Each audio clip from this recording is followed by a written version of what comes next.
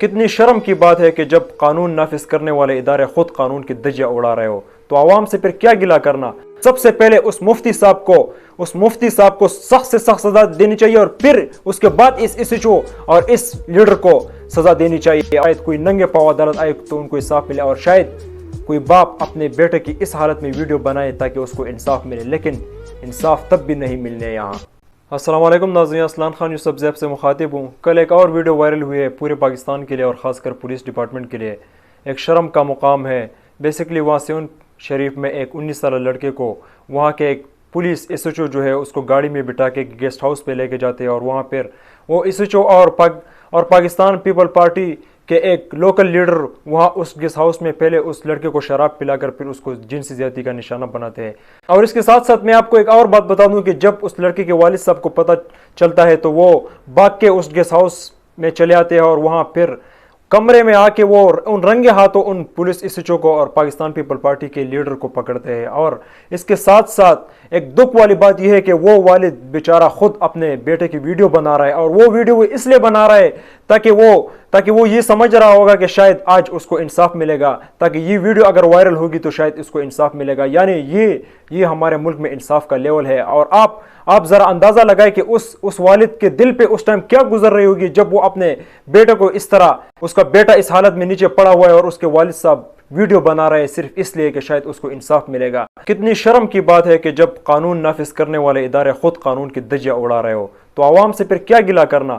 جب خود پولیس کا کام ہوتا ہے عوام کو تحفظ دینا، لیکن جب خود پولیس اپنے عوام کے ساتھ اس طرح سلوک کرے گی تو کیا پھر ان عوام کا ان اداروں سے اعتماد نہیں اٹھے گا؟ تو پھر کیا ہوگا؟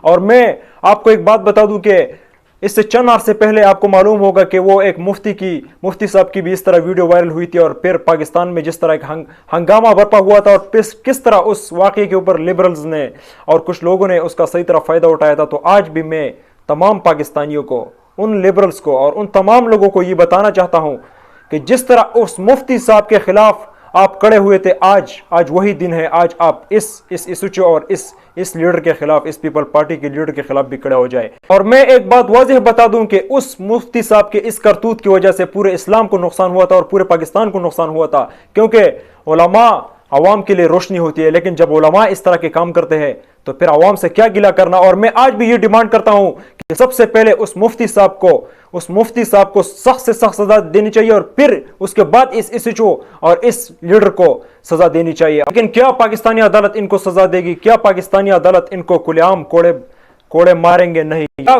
پاکستانی عدالت کھلے عام ان کو سنسار کریں گے؟ وہ نہیں کریں گے، کیونکہ آپ کو اچھی طرح معلوم ہے کہ کتنے کیسز پاکستان میں ہوئے ہیں۔ حال ہی میں نور مقدم کا واقعہ ہوا تھا، کیا آج تک نور مقدم کے گھر والوں کو انصاف ملا؟ نہیں ملا۔ اور یہاں تو قوم کی بیٹیاں ننگے پاؤں عدالت آتی ہے کہ شاید ان کو انصاف ملے، لیکن یہاں ان کو انصاف پھر بھی نہیں ملتا۔ جو بات اہم ہے وہ یہ ہے کہ ہم نے اس سسٹم کو ٹھیک کرنا ہوگا، ہم نے اس نظام کو تبدیل کرنا ہوگا، تب ہی ہمیں انصاف ملے گی۔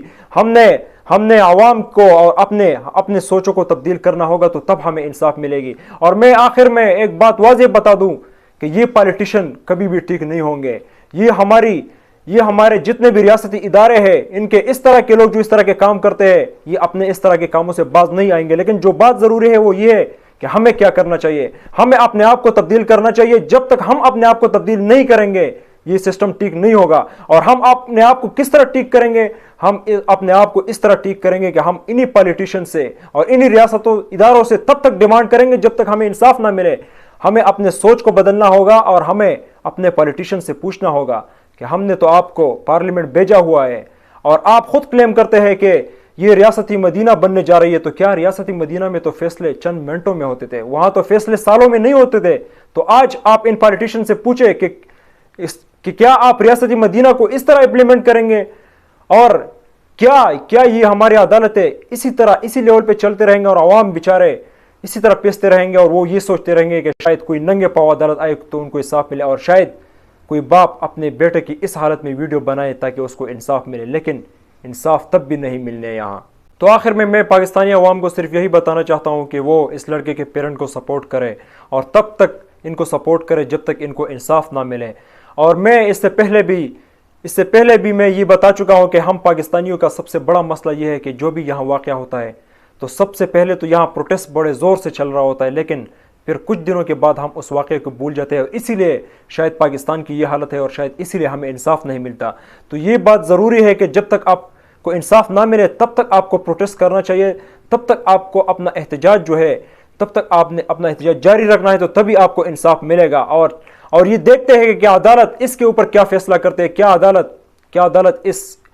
عدالت اس فیملی کو انصاف دیتی ہے، اور یہ جو مجرم ہے ان کو سزا دیتی ہے۔ اور اگر عدالت ان کو سزا نہیں دیتی تو پھر یہ ایک پاکستان نہیں ہو سکتا، پھر یہ دو پاکستان ہوں گے، اور پھر یہ ڈبل سٹینڈرڈ ہوں گے۔ اور جب تک پاکستان دو نہیں بلکہ ایک پاکستان نہیں بنتا، تب تک پاکستان کبھی بھی ترقی نہیں کر سکتا۔ پاکستان ہمیشہ پائندہ باد۔